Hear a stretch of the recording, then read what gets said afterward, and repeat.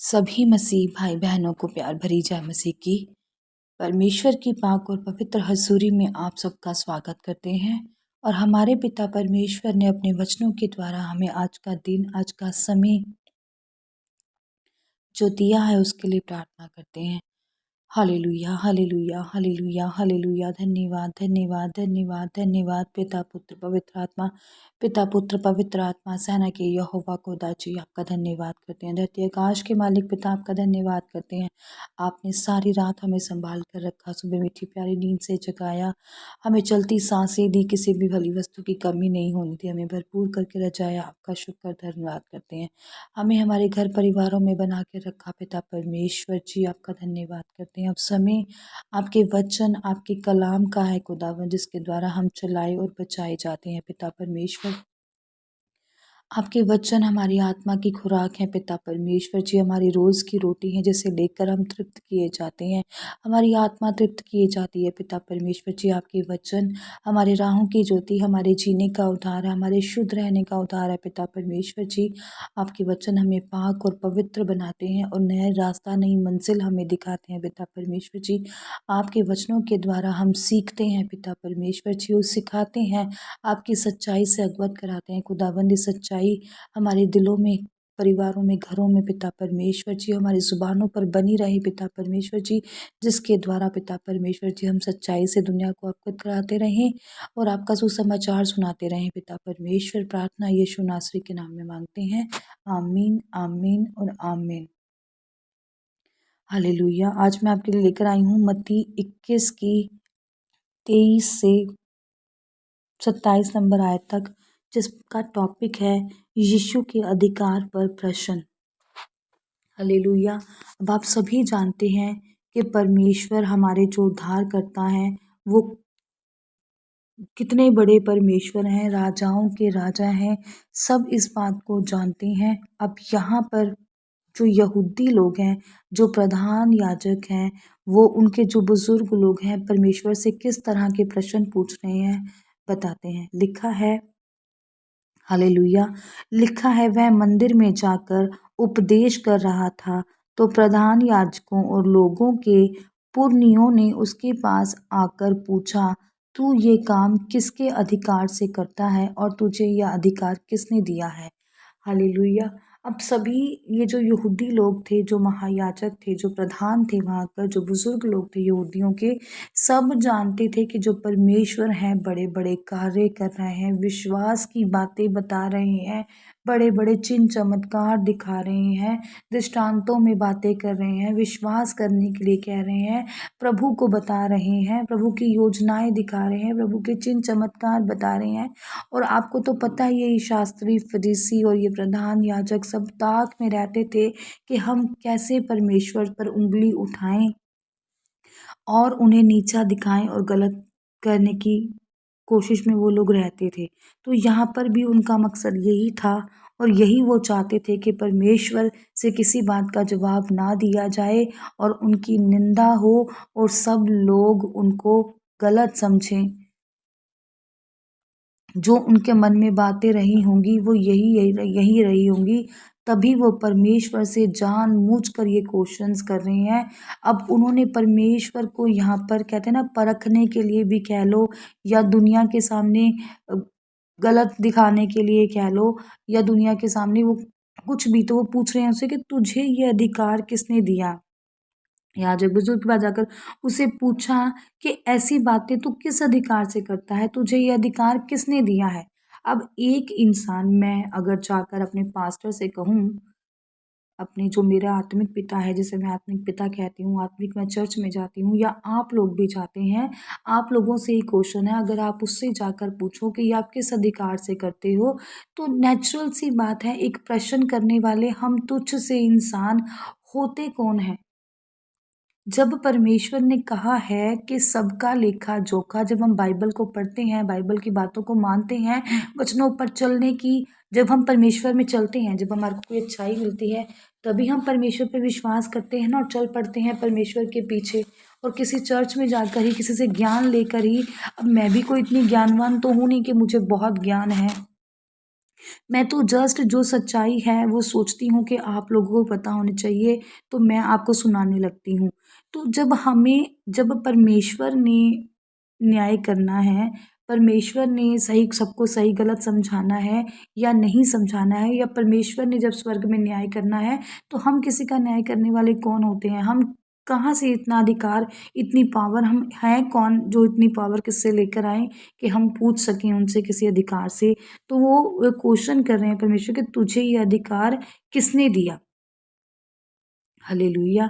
अब यीशु जो थे, जो प्रभु थे हमारे, वो उनको उत्तर दिया। उन्होंने कहा, यीशु ने उनको उत्तर दिया, मैं तुमसे एक बात पूछता हूँ, यदि वह मुझे बताओगे तो मैं भी तुम्हें बताऊंगा कि यह काम मैं किस अधिकार से करता हूँ। हालेलुया। अब परमेश्वर ने उनको जवाब देने के लिए उनसे एक बात कही कि अगर मैं तुमसे कुछ पूछूंगा और तुम मुझे बताओगे, तो मैं तुम्हें सब बताऊंगा कि मैं ये किस अधिकार से करता हूँ। कहते हैं ना, जब भी हम बोलें समझ समझ के हमें बोलना चाहिए, मुंह पर निगहबान हमारे लगना चाहिए। तो परमेश्वर तो सब जानते थे, उनको ज्ञात था। पर यहाँ पर जब वो परमेश्वर से उंगली उठाकर पूछना चाहते थे, तो परमेश्वर ने उसी का ध्यान से उनको जवाब दिया। परमेश्वर ने उन्हीं की बातों में उनको ही उलझा कर इस बात को ख़त्म करने की यहाँ पर कोशिश की होगी। परमेश्वर ने लड़ाई कलेश या झगड़ा नहीं अपनाया होगा यहाँ पर, या किसी को निंदा का सामान निंदा से नहीं दिया होगा। जब हम पर कोई उंगली उठाता है या कोई आरोप लगाता है या हमें गलत बोलने की कोशिश करता है, तो ज़रूरी नहीं है कि हमने उसको भी गलत बोलकर ही जवाब देना है।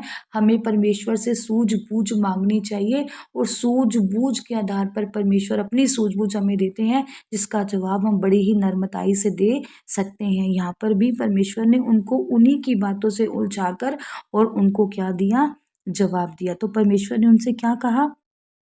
यीशु ने उनको उत्तर दिया कि मैं भी तुमसे एक बात पूछता हूँ, यदि तुम मुझे बताओगे तो मैं भी तुम्हें क्या करूँगा? बता दूंगा। अब परमेश्वर ने उन्हीं की बातों से उलझाकर उनसे ऐसा कुछ क्वेश्चन किया होगा जिनका जवाब उनके पास था ही नहीं। हालेलुया। लिखा है, यूहन्ना का बपतिस्मा, परमेश्वर ने जब उससे पूछा, यूहन्ना का बपतिस्मा कहाँ से था? स्वर्ग की ओर से या मनुष्य की ओर से? हालेलुया। अब परमेश्वर ने क्या किया? ऐसा क्वेश्चन किया उनसे कि वो जो क्वेश्चन था वो दो धारी तलवार हो गया।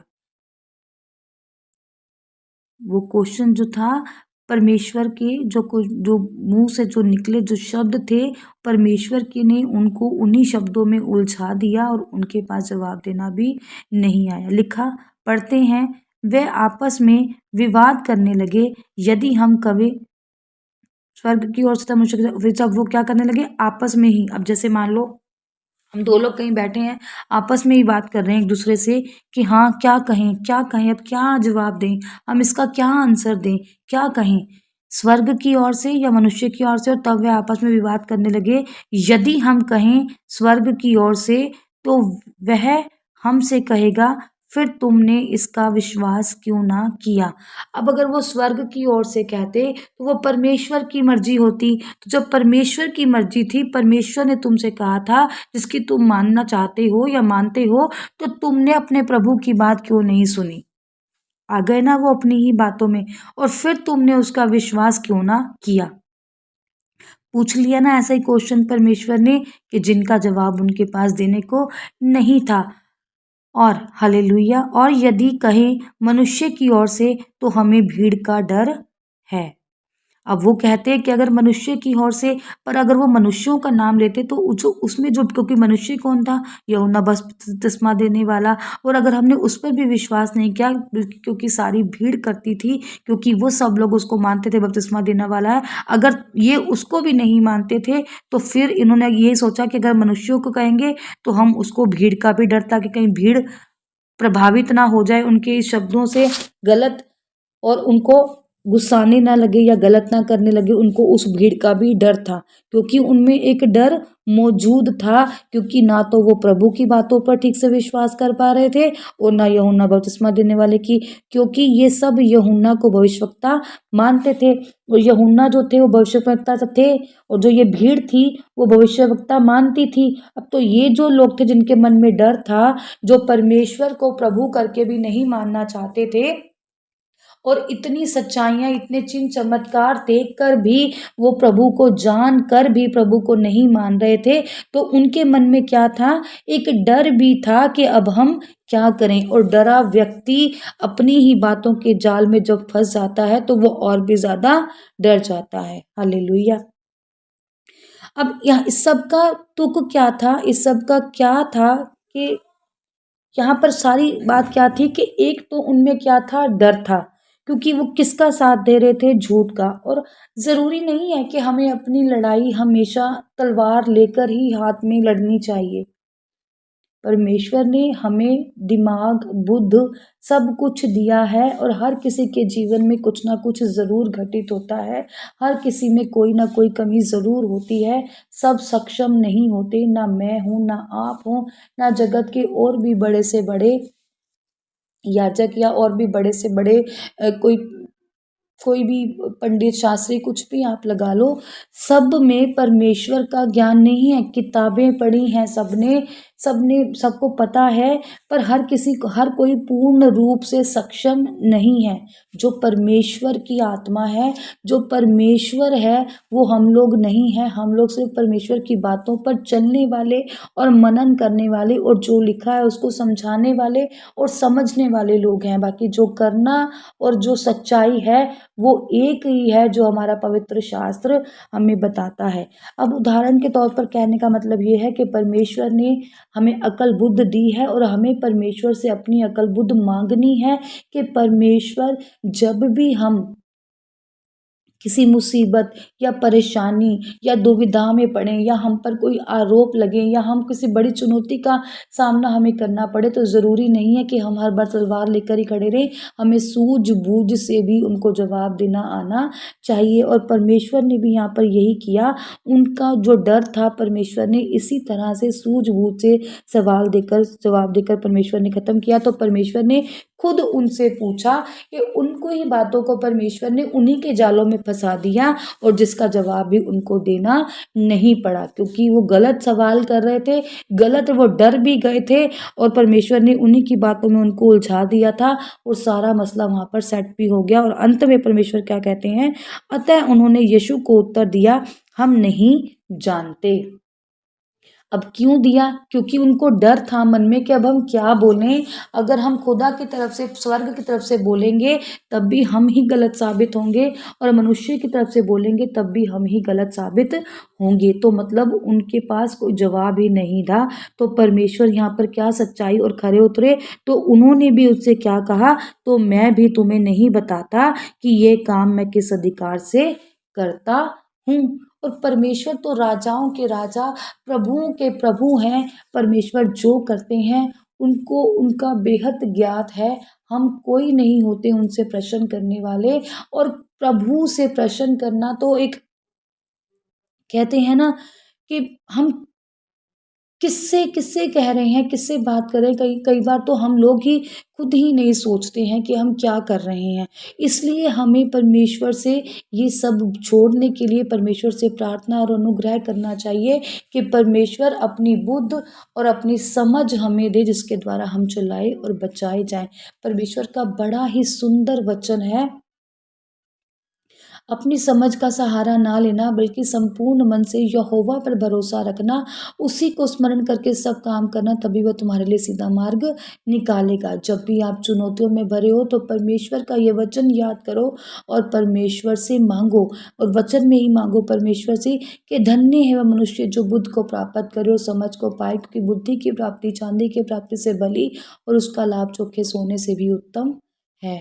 हालेलुया। आज पिता परमेश्वर हमें इस तरह से अपनी चुनौतियों से निकलने के लिए प्रेरित करें। पिता परमेश्वर, हालेलुया, सर्वशक्तिमान चाणक यहोवा खुदा, मैं आपका शुक्र, आपका धन्यवाद करती हूँ। पिता परमेश्वर, आप जलाली और आप कृपालु परमेश्वर है, आप दयावान है खुदावन। जितने भी जन आज आपकी हजूरी में है पिता परमेश्वर जी, आज मेरी खास प्रार्थना है पिता परमेश्वर जी उन लोगों के लिए पिता परमेश्वर, जिनको पिता परमेश्वर जी समय समय पर भूलने की आदत है पिता परमेश्वर जी, और जो डर जाते हैं मेरे खुदावन, जब थोड़ी सी भी चुनौती या थोड़ी सी भी कोई मुसीबत उनके ऊपर आ जाती है पिता परमेश्वर जी, तो वो डर जाते हैं खुदावंद। आज उस डर को पिता परमेश्वर जी इस वचन के आधार पर ख़त्म किया जाए पिता परमेश्वर जी। ये आज वो डर पिता परमेश्वर जी इस वचन को सुनकर उनके दिलों से निकल जाए पिता परमेश्वर मेरे यहोवा पिता, और बड़ी ही सूझबूझ और सक्षम तरीके से ये उन चुनौतियों को पार करें पिता परमेश्वर। अपना पवित्र आत्मा, सूझबूझ वाला पवित्र आत्मा खुदावन, निडर वाला पवित्र आत्मा आज इनके जीवनों में कार्य करे पिता परमेश्वर जी। और जिसमें भी इस प्रकार की कोई भी कमी है पिता परमेश्वर जी, डर वाले, कईयों को दुष्ट आत्माओं से डर लगता होगा, किन्हीं को रात सपने आते होंगे पिता परमेश्वर जी, उस पर डर लगता होगा पिता परमेश्वर जी। आज ये सब अपने डरों से पिता परमेश्वर जी, डरों पर विजय पा जाएं पिता परमेश्वर जी। और जिस किसी भी भाई की ज़िंदगी में, बहन की ज़िंदगी में डर वाला कोई भी दुष्ट आत्मा काम कर रहा है, वो आज यीशु मसीह के नाम में छोड़ कर जाए, निकल के बाहर दफ़ा हो जाए यीशु मसीह के नाम में, और ये दृढ़ हो जाए पिता परमेश्वर जी। ये भय खाने वाले ना रहें पिता परमेश्वर जी, ये निडर हो जाएं पिता परमेश्वर जी, और अपनी चुनौतियों का पिता परमेश्वर जी बड़े ही समझ पूर्वक से सामना कर पाए। इनके घरों को, इनके बच्चों को, इनको परिवारों को, इनके कामों को पिता परमेश्वर जी, इनके दिमागों को मेरे यहोवा पिता, इनके शरीरों को पिता परमेश्वर जी आपके लहू में कवर करते हैं पिता परमेश्वर मेरे यहोवा पिता जी। इन पर अपनी अगुवाई करें खुदावन, इन पर पिता परमेश्वर जी किसी भी बुरी आत्मा का साया ना हो पिता परमेश्वर जी। ये निडर और फलदायक हो जाएं पिता परमेश्वर जी, और आपके स्वर्ग राज में फलों को लेकर पहुँचें पिता परमेश्वर। ये वचन आप इनकी जिंदगियों में कार्य करें पिता परमेश्वर, जो कोई शैतान की शक्ति इस वचन को चुरा ना सके। प्रार्थना यीशु नासरी के नाम में मांगते हैं, आमीन, आमीन और आमीन। आज की इस प्रार्थना सभा को सुनना आप सभी के लिए आशीष और बरकत का कारण बने। अगर आप भी सिस्टर मनप्रीत के साथ अपने परिवार की समस्याओं से संबंधित किसी भी प्रकार की बात करना या प्रार्थना करवाना चाहते हो, तो इस नंबर 6280896731 पर कॉल करके या व्हाट्सएप पर मैसेज करके अपनी प्रेयर रिक्वेस्ट को लिखवा सकते हैं। प्रेयर लाइन पर कॉल करने का समय सुबह 8 बजे से शाम 8 बजे तक का है। कृपया करके सुबह 8 बजे से पहले और शाम 8 बजे के बाद कॉल ना करें। धन्यवाद। सभी को प्यार भरी जय मसीह की।